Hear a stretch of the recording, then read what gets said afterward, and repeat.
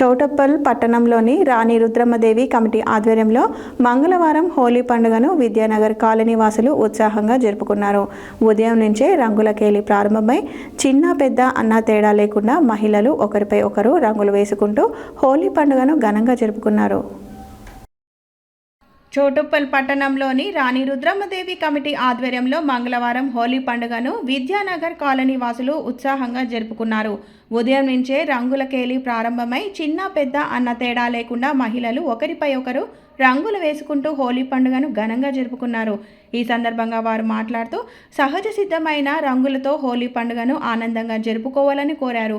ఈ హోలీ ఉత్సవాలలో రాణి రుద్రమ్మదేవి కమిటీ అధ్యక్షురాలు పోలోజు శ్రీలత, చుల్లేటి పద్మ, కొత్తకొల్ల అరుణ, పుట్టరమణ, మేఘన, ప్రశాంతి, అర్చన, మాధవి, మహాశ్రీ, భువనశ్రీ, శివసాయి, గణేష్, సహస్ర, లోహిత, మానస తదితరులు పాల్గొన్నారు.